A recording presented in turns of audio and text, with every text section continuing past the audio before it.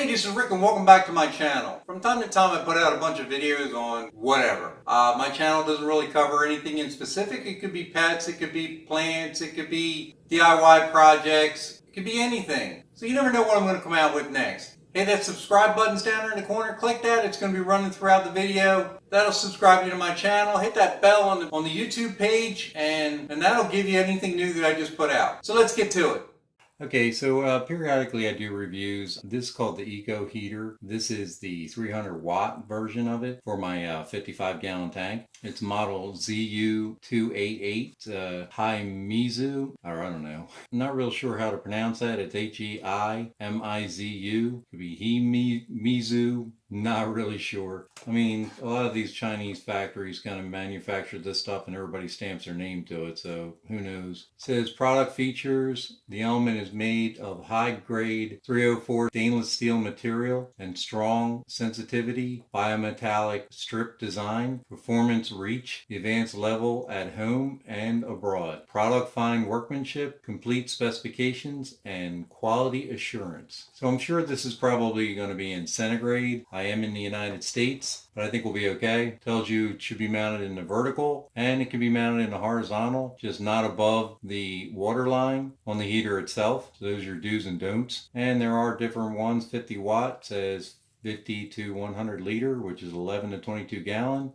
100 watt, 75 150 liter. 16 to 32 gallon. The 200 watt, 100 to 200 liter, which is 22 to 45 gallon. And 300 watt is 200 to 300 liter, which is the 45 to 66 gallon. And there's a 500 watt, which is 300 to 400 liter, which is 66 to 90 gallon. Parameter voltage is AC 110 to 120. Frequency is 50 to 60 hertz. That's pretty much it. So what I wanted stainless steel, because every time I seem to buy a heater and it's glass, if I take it out and there's a differential in temperature, I crack it. Over time I crack it. I'm moving some substrate around like rocks and stuff, I end up cracking it. And you know, I've just had some issues with it in the past, so I'm going to try this, which is stainless steel. As you can see, comes with the suction cups, and it does say that there is a water line right there, and that's the minimum water line. So you want this submerged a little bit above that. That's your minimum. Goes all the way around. Now this is with just a piece of, looks like tape. It's not imprinted on there, so if you lose this tape, just remember that your water line is right around there. It does have a dial on here. A little difficult to read because it's imprinted in black, just like some of the other manufacturers I've used before. It is hard to see it. It's like the dial is stiff enough that you can use it without any issues. It does have stops for low setting to high setting. I don't believe there's any LEDs to light up on this, so you just kind of set it and forget it. We're going to have to leave it in there and periodically check it and see if we have to adjust it by checking with our thermometer or a heat gun on the tank. It does look like it has about a 6-foot cord on it. Believe it or not, it looks like a pretty heavy duty quality cord. It's not like a flat cord or anything. It's pretty thick, which is nice.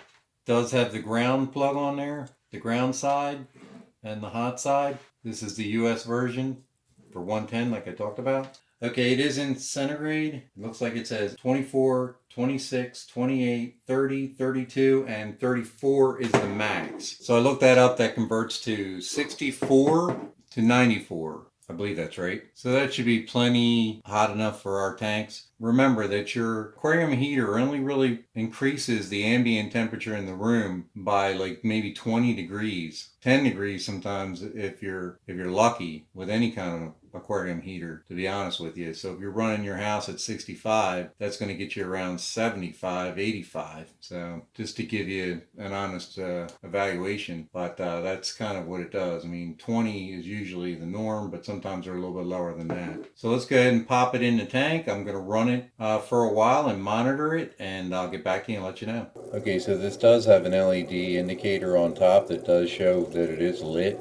I wanted to make sure I updated this video. I'm standing over top of it, and of course the bubbles from my sponge filter are making it fluctuate, but that's exactly the LED I wasn't sure, and it didn't say on the box whether it lit up or not or had an LED light indicator. So it does, so that's good. So far, the heater's working good. It's been on now for approximately 2 days since the video, and it's keeping a constant temperature on my 55-gallon aquarium. So I'll give this a thumbs up, and I like the fact that it is stainless steel. And I do want to reiterate that this is only for fresh water, so you can't run this in a saltwater tank, not a stainless steel body heater. Okay, so it's been about 48 hours. There's the heater in the tank. And there's Lucky, my flower horn.